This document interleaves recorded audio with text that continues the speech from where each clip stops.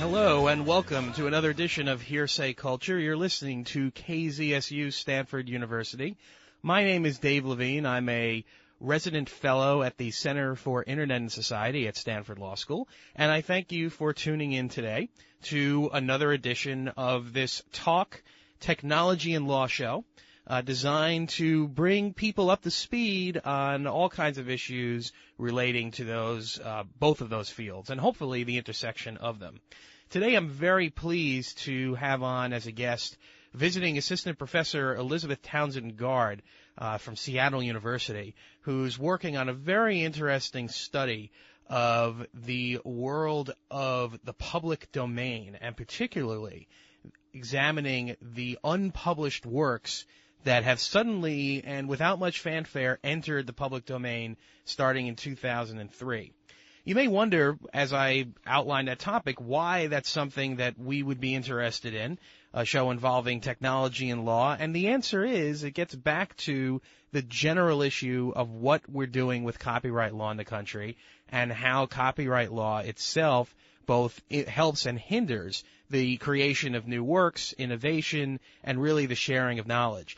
And what Elizabeth has been focusing on, the world of unpublished works, is really actually quite interesting and radically underexplored.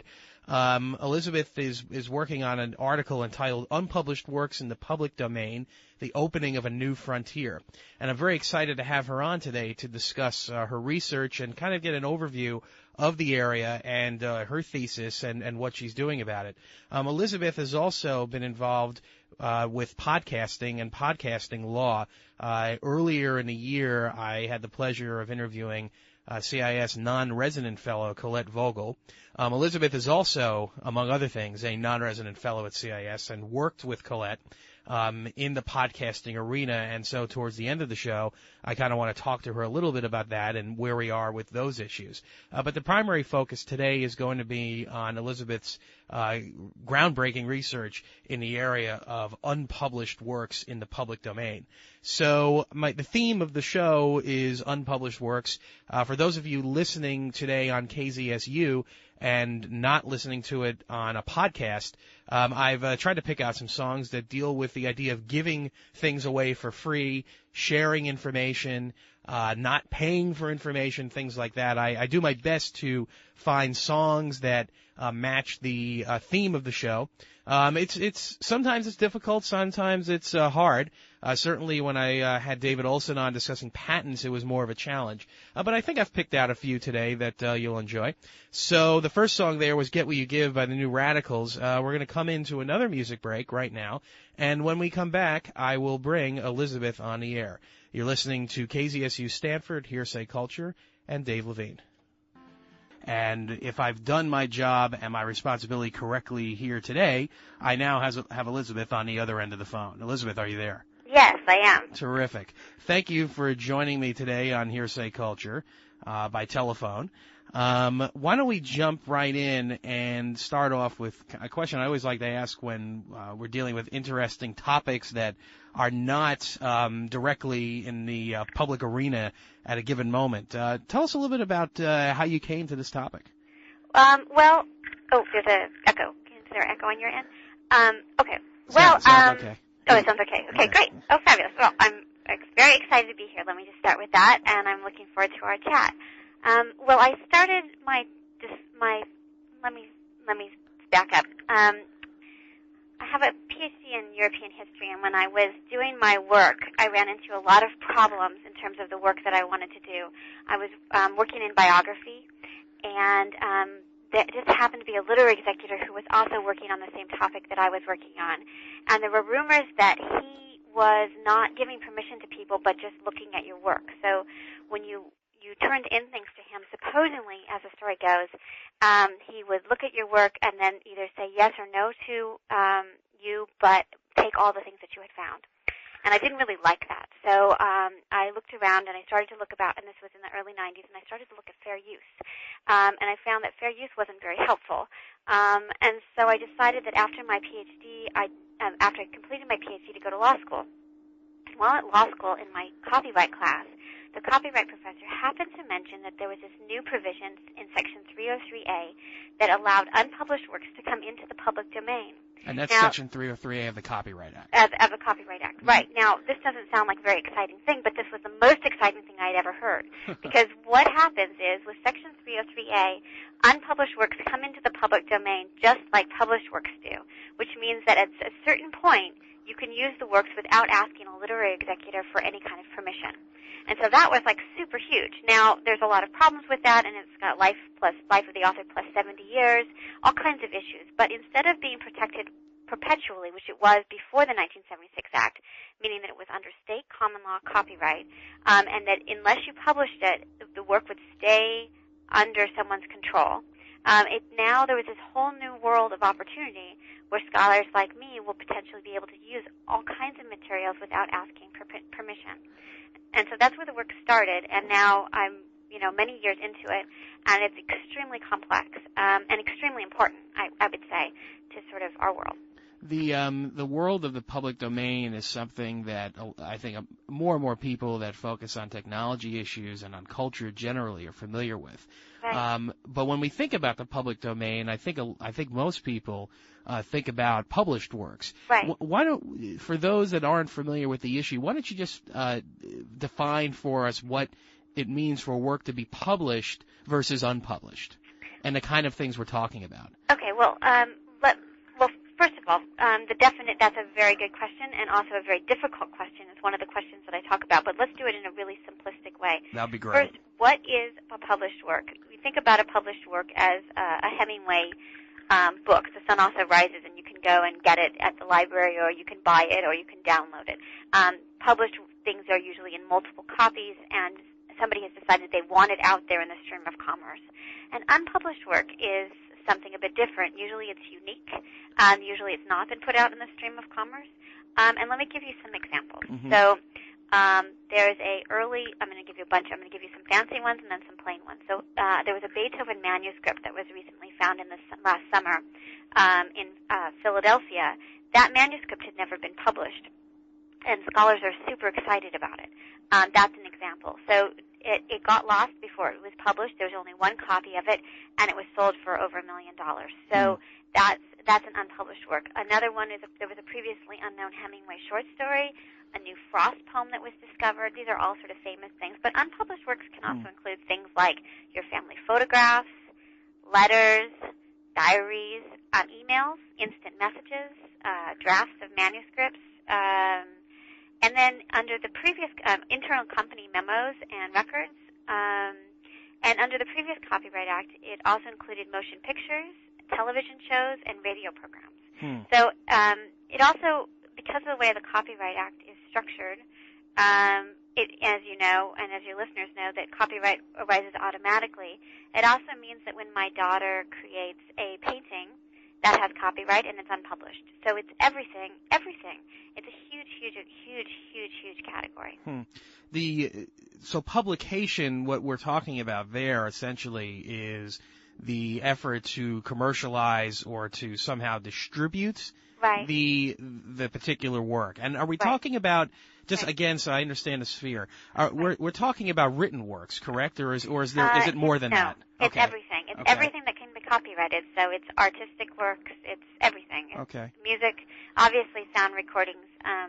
I don't know if your listeners know, but obviously sound recordings are under a different element because they have a whole bunch of stuff. But yeah, it's everything. It's everything. So you were talking about how you first came to the issue, and I'm curious again to set the stage for what we're talking about. Is this an area in your exploration that is getting more attention right now? I mean, your article, at least the draft that I have, suggests that there isn't a lot written about this. I'm curious. Okay, so it isn't the case. Why do you think that is? I don't know. I think it's kind of funny. I really thought. Well, first of all, there's only two of us working on this topic, Tony Reset at Austin and myself, and he's got an article coming out in 2007. I've got a couple of articles coming out as well. But for some reason, it's been strangely overlooked, which is really interesting because we live in a culture that really wants materials. I mean, that was the Eldred case, right? That they were upset. They was upset by freezing the public domain. And here's a whole body of material that is now coming into the public domain, and people just haven't noticed yet.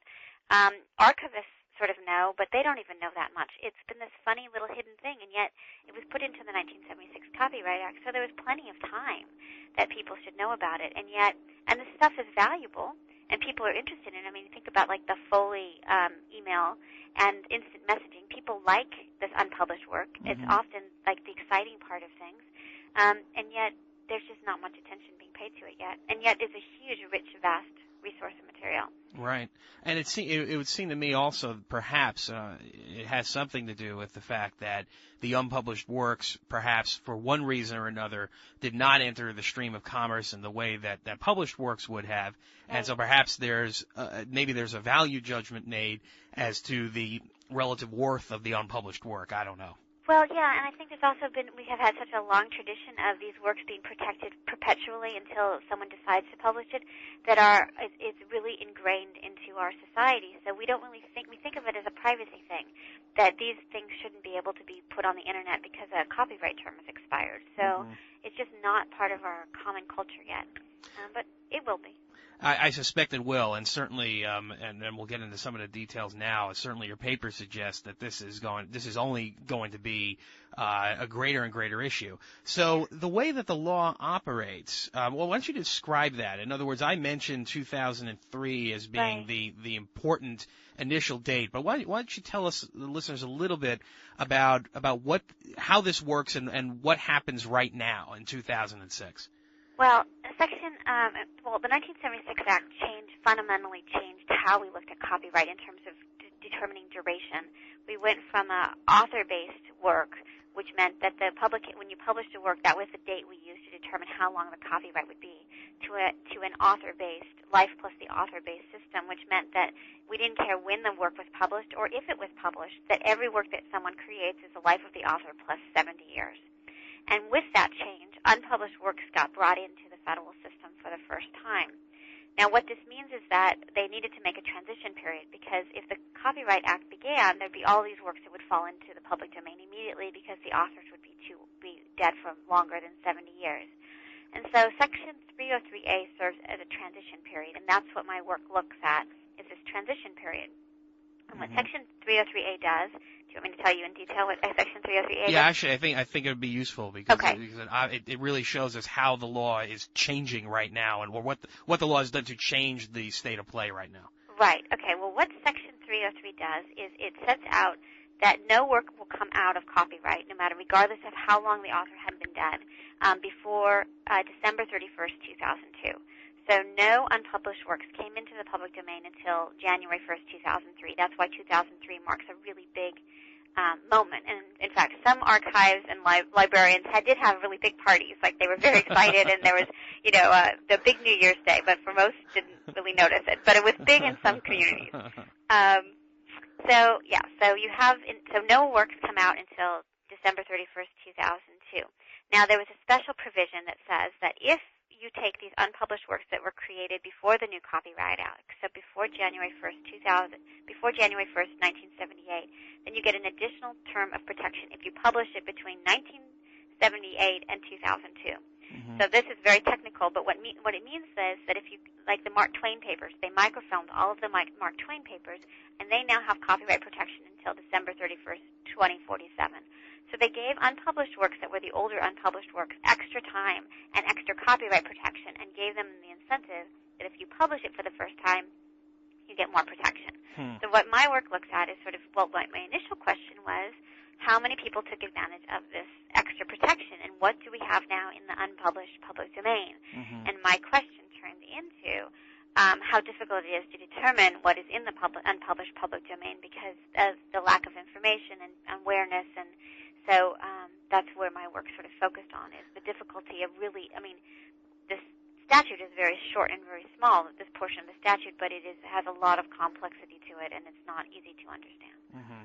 Yeah, it's a very challenging issue. I mean, I've spent time trying to figure out what publication means just itself in the context of sound recordings. Right. And the level of detail that you need to get to figure out publication is really quite startling. So, the draft that I've seen is I think is very impressive in trying to get your hands around that issue. It's probably at a level of detail that we don't need to get into today, perhaps mercifully. But what I'd like to talk about now. Before we move on, Sure. because I know your audience is a tech audience and technology and law audience, and they may ask, like, why do we care and why do we need to know this? There you go. And I think that what it is these are incredible resources, that there are database companies that are using them. There are people putting them up on the Internet. There's a lot of money to be made in these materials because people, usually you have to get a grant, go to an archive, look at these materials. It takes a lot of money and a lot of time, and it's only a specialty group people who do this. Here's an opportunity to put these all on the Internet and to put them into different forms. Mm-hmm. And so there is a lot of opportunity here in terms of using the technology we have to make them more available and to make money off of it. It's just that nobody really is doing. I mean, there are a few companies that are doing it, but people just haven't. I mean, it's you think about the Gutenberg Project and Project Gutenberg and other places. The Internet Archive, that this is more of the stuff that they like. Mm-hmm. It's just in the unpublished version of it. And most of the stuff that we've seen has been published, stuff that's in the public domain. So there's just a lot of opportunity for growth, and it's with unpublished works. Do you expect in the surveys that you've conducted and the stories that you tell in the paper, and I want to get into a couple of them, do you get the sense that there is interest in to use the popular word right now, monetizing or commercializing works in the public domain, things that are coming out now? I mean, your paper runs through a number of examples throughout the paper, from the writings of famous authors to other film footage. You go through quite a lot of stuff. What's your sense, if you don't? I mean, I'm not suggesting you have empirical data, but what's your sense of that? Well, I think that there's two things happening. I think that the people are using these unpublished works, that they're recognizing that they're unpublished or that they can use them without getting permission, but they're also claiming copyright on them themselves. So they're pretending that they actually, they're putting the copyright symbol on, and they're pretending that they themselves now own this because they've put it into a new form and they've put it into a database. And so that's one of the things we need to protect against, is that we don't put a new spin on it, and we have these sort of pretend copyrights on material that are actually in the public domain. And that seems to be a big trend with this stuff, which, it'll get worked out. Mm-hmm. But right now, since it's new, people don't really understand you can't do that. So. Let me go through some of the paper and come back to that issue, because I think it's a very important one, and it really pulls us in the direction of what we mean with the public domain and in the direction of the commons theories that are being kicked around, and I want to get into that. Right. Let me ask this one question about the term publication, which I think is illuminating, and you talk about a bit in the paper, and I think it's one of those things about copyright law that's I think challenging and interesting. Why is it that publication is the touchstone for this analysis? In other words, why is it that we have a system of property rights where it is, the actual offer of the material to the public that becomes the basis upon which we decide whether a property right should exist? What's your sense of that? Well, that's the key, I think, and in some way that's sort of where my work's going next, is this notion of publication, because that touchstone, as you called it, was how the copyright system worked. That you got to keep it until it was the bargain. It was the copyright bargain. So before you publish something, when you create a drawing and you just keep it to yourself and you put it in your drawer, no one's going to make you do anything with it. But once you've published it, the copyright bargain goes is that the federal government will protect you in a number of ways, including statutory damages and potentially attorney's fees. They'll give you some exclusive rights that only you can do. But in exchange for that, you donate your work to the public upon the expiration of the term. So it's like the patents, where you get a patent, but you also have to give up all the information about it so other people could make it once it expires. So that was the way our system operated from the very, very beginning. And from the beginning, from the Statute of Anne from England. So that it was all this sort of notion of publication. That's what got you into the federal system. But now that's all changed because it's now a civil law-based kind of concept of just it arises out of creation. So we don't have publication as a dividing line. I mean, we have it a little bit, but not in sort of the major ways that we had seen it before. And so that's one of the things that people haven't really started looking at in terms of like the theories and commons theories and public domain. People who work on public domain is how do unpublished works coming into the system affect our notion of what it is to have a copyright and what copyright is? Because it was always based on publication, and it's not anymore.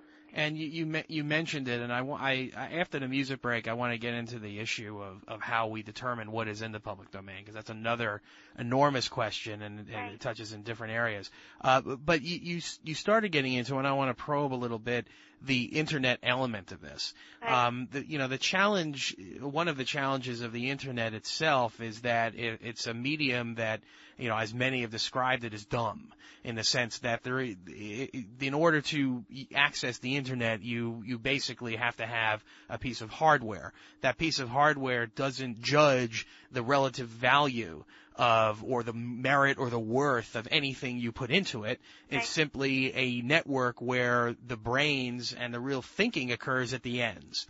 The internet itself, therefore, would seem to be to turn copyright law on its head, especially as it deals with publication. But I'm curious, in the unpublished works domain, whether the internet actually operates a slightly different way, in that it will encourage not only the use of the internet to create new works, but also simply the dissemination of knowledge, and may have been locked in back doors. Huge. I mean, it's huge. The idea that, that's the most exciting part of all this, is that people can potentially put up all of the first two ways. They can put up copyrighted materials, legally or whatever, and then once it expires, it will be in the public domain and we can all use it. Or public domain works that they can put them up in without any kind of worries or fears. And you think about all those archives and all that stuff out there, that if that was on the internet, how exciting. We see that with the Truman Library and the FDR. The presidential libraries often have a lot of money, so we see that with them first. But we see it in all kinds of situations. We've got a lot of really interesting Civil War material that is up, and it's just great. It's just great. You can use these primary sources in all kinds of contexts that you wouldn't have been able to get at had it not been for the internet. So the possibilities are just beyond exciting. Have there been efforts to challenge? Let me take a step back. The law itself, as we know, and you talk about in the paper, the Sonny Bono Extension Act and other acts of Congress signed by the president, have extended the duration of copyright. And you discussed in the paper, you discussed it at the beginning. It's curious that it doesn't appear like there has been, at least recently, by recently I mean in the last few years, an effort to somehow, as you were talking about in the paper, extend the term. You have the safe harbor that you described, where so long as you publish the work during the relevant period, you'll get the extension. But it's a little surprising, perhaps, that there hasn't been more of an effort to just not let this happen in the first place. Right. That was what was so interesting about it, is that in the midst of all the copyright term extension stuff, that they didn't extend the deadline. That I would have assumed that they would have, instead of 2002, it would have been 2022, that they had extended it 20 years, but they didn't. So we had the public domain, the unpublished works coming into the public domain in 2002, which I think was a big lobbying effort on. I wasn't part of it, but there was a big lobbying effort by historians and others to keep it at 2002. So there was actually a lobbying effort going the other direction than we're used to, to actually not have copyright protection. Right. Now, and I have to say that it isn't just historians or the elementary school kid using these materials, or documentary filmmakers or artists, but corporations also.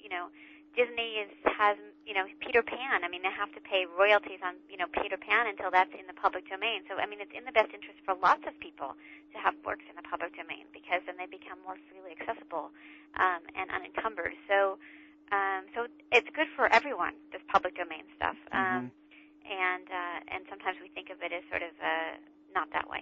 Well, let's. I want to press you a little on some of the good versus potential bad of unpublished works entering the public domain after the music break, and then talk about this enormous challenge involving the lack of affirmative registration of this work, and therefore the reason why it's considered unpublished under the law. Right.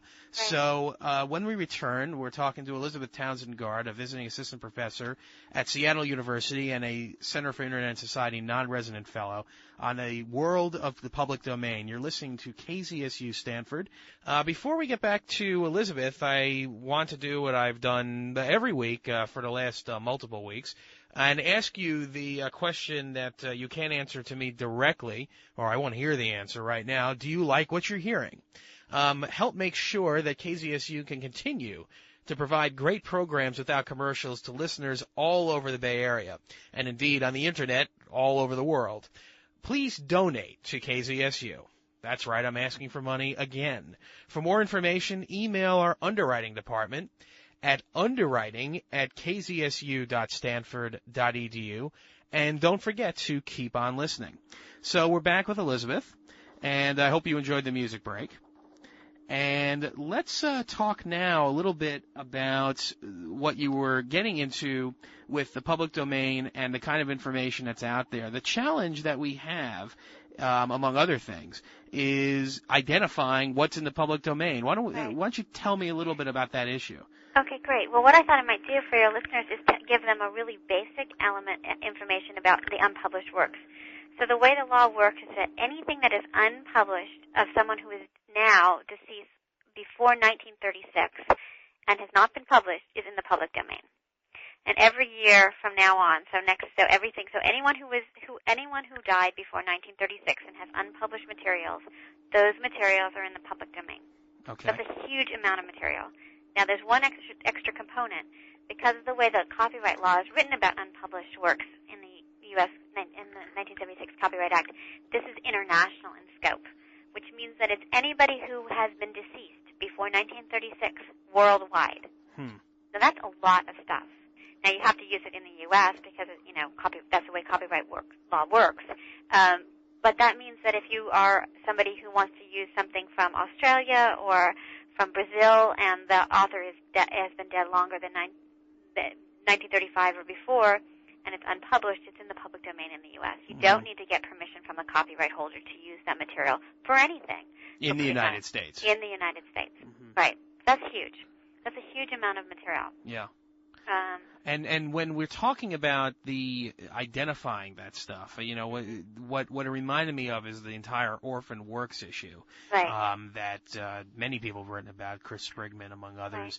Right. How does that touch on the problems that you address when you're entering the unpublished realm?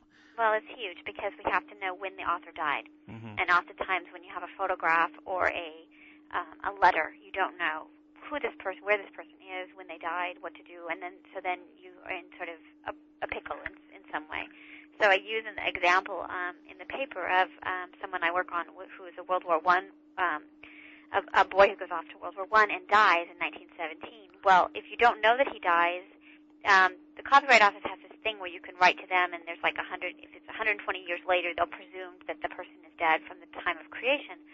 Well, that's a big difference between 120 years versus being in the public domain now. So yeah, you get a lot of problems of you can't use something unless you kind of know someone when they die.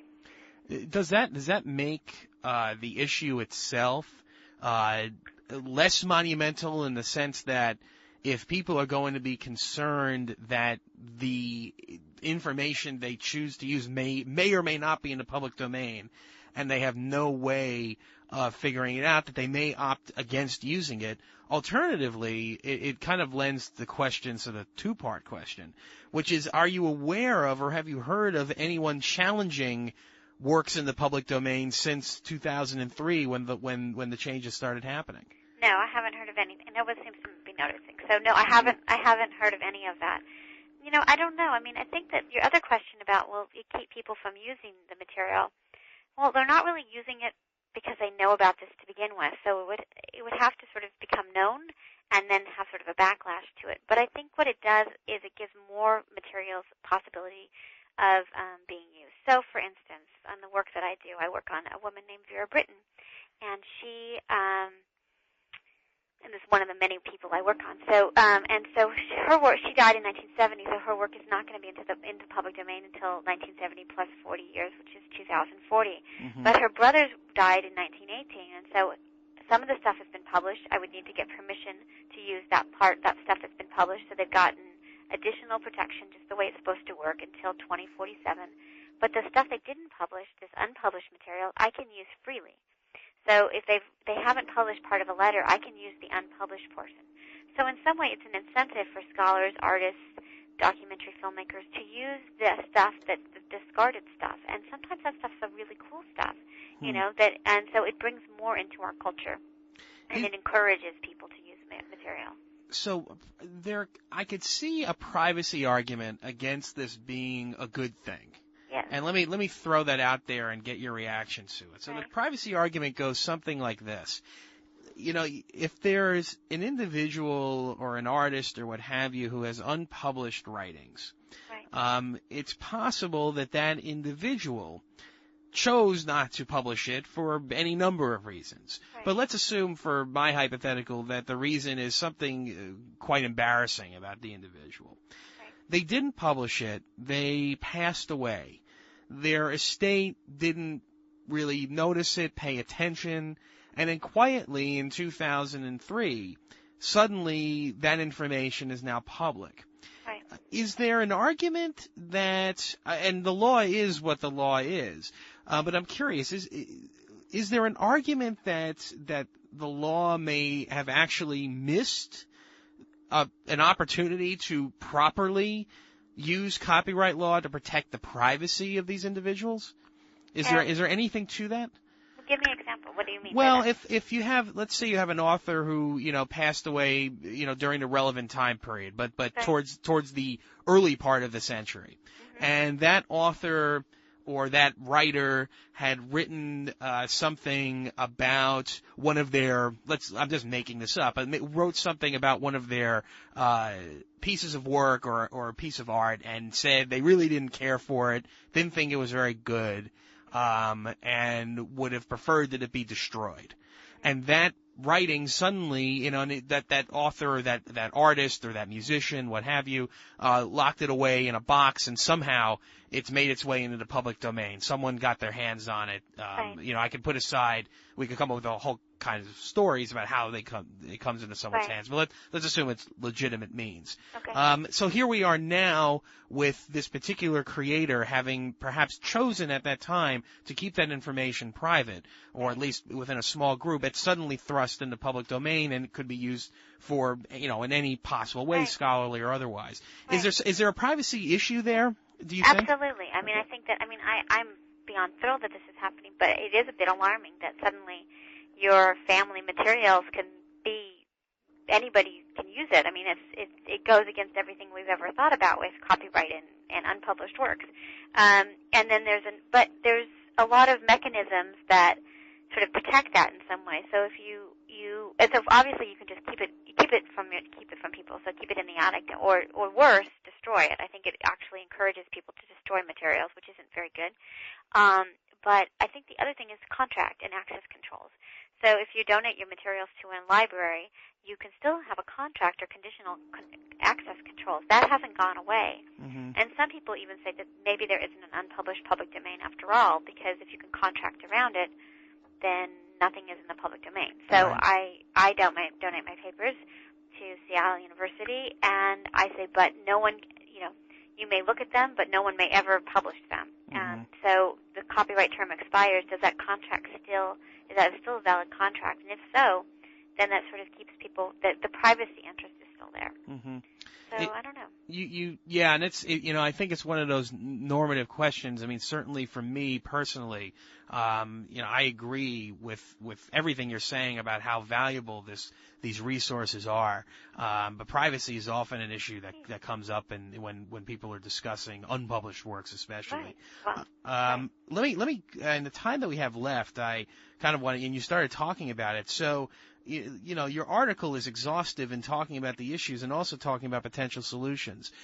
So to the issue of the unpublished works and figuring out when the author died and where the work is, what solutions do you suggest in your article? Well, I think that it comes down to the archivists and the people, the gatekeepers, and the people who hold these materials. They've never had to know the death dates of the authors of the materials because it wasn't an issue. And I think that it's a new thing that needs to be part of the cataloging process, so that they have that as part of the information. When you go finding aid, a finding aid is a document that archivists create that tell you what's in the collection. And so when you go to these finding aids that are often on the Internet, having whether a work has been published and having whether, in terms of the transition period, but more importantly, having whether the author has died is huge. And so it's a change in culture and a change in what we're sort of expecting as a public when we look at these records. And where do you think we're headed? I mean, do you think that we're going to continue to have the unfettered, unpublished public domain continue?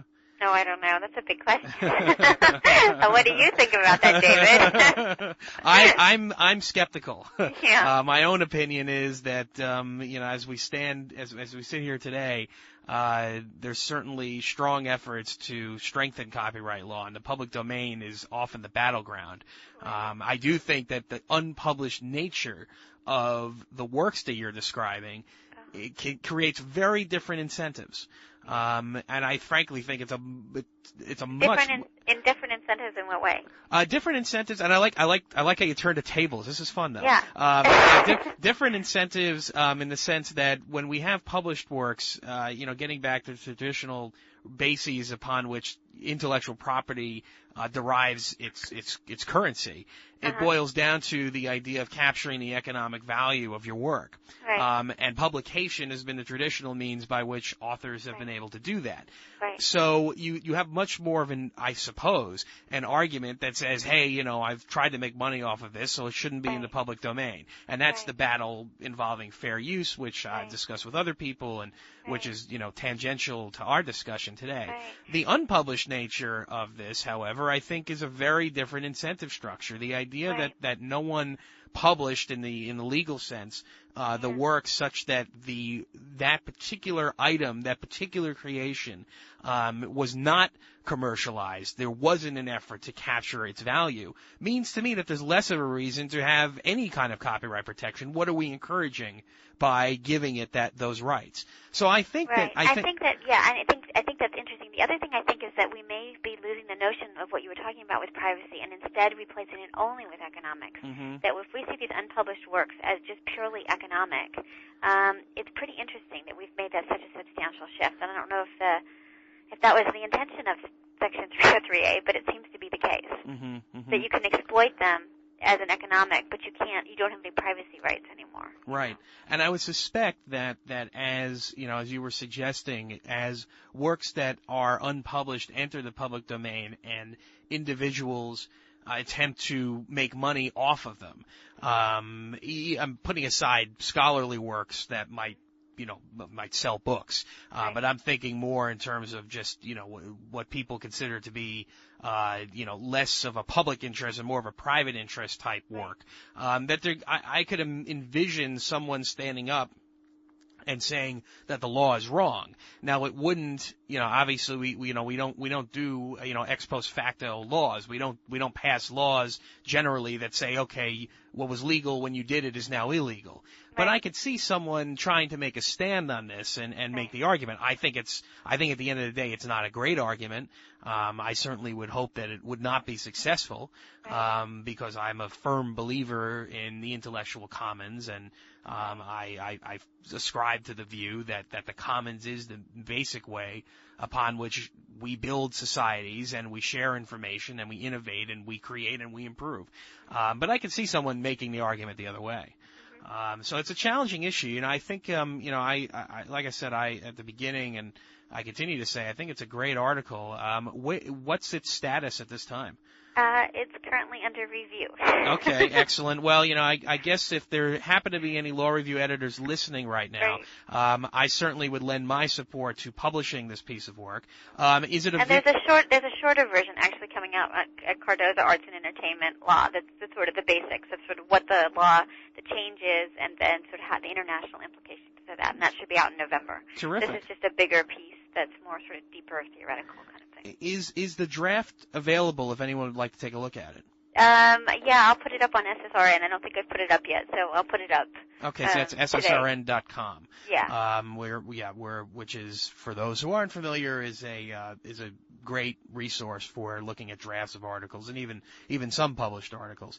Well, Elizabeth, this is a great talk. Before we end our conversation today, I do want to touch briefly on the podcasting issues, and maybe just my ultimate question is there any new things happening right now in the world of podcasting in the last 3 or 4 months that you think are things that the listeners would be interested in?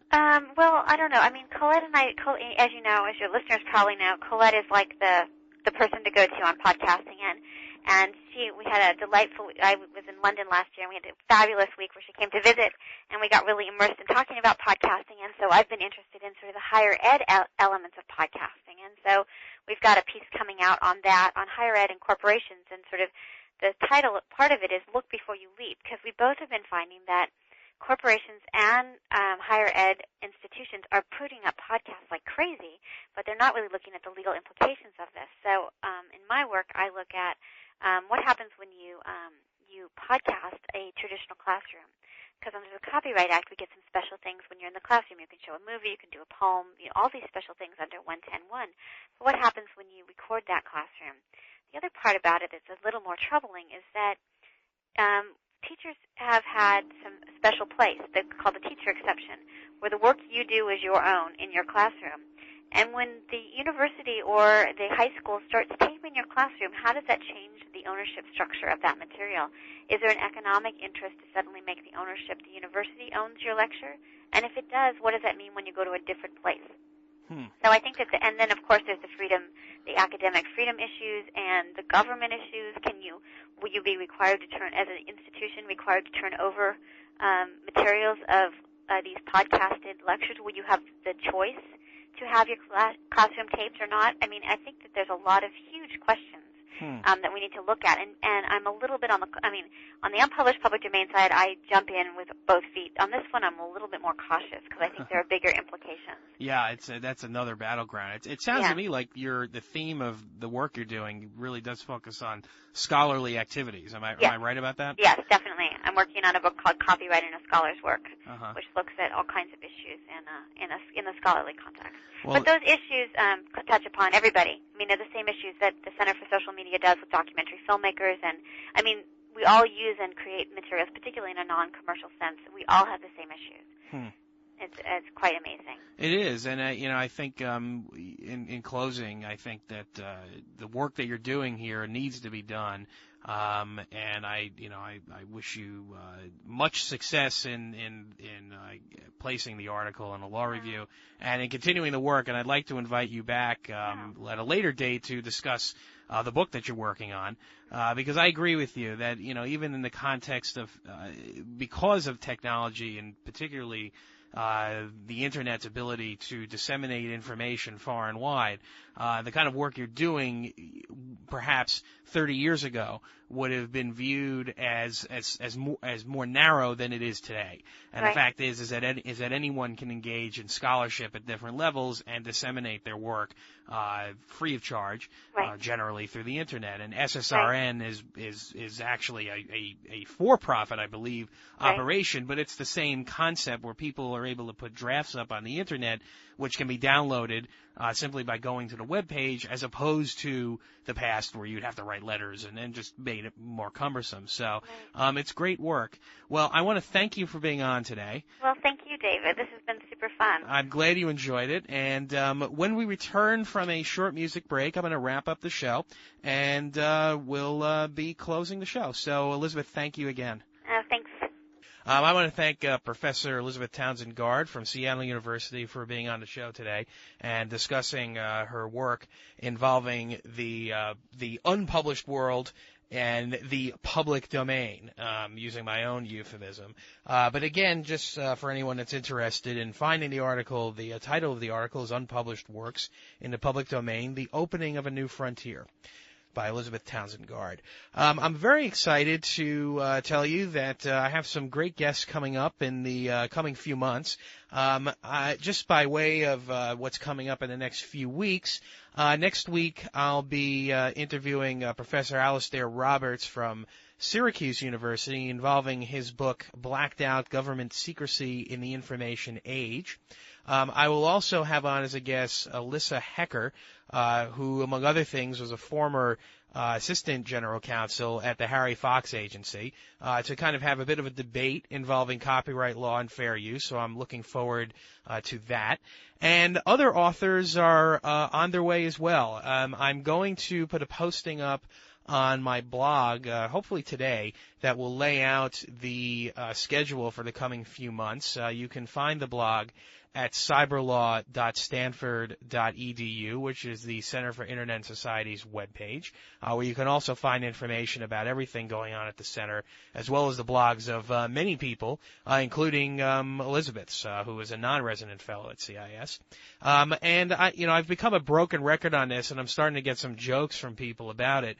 I keep saying, "Oh, my webpage is on the way," but it really is.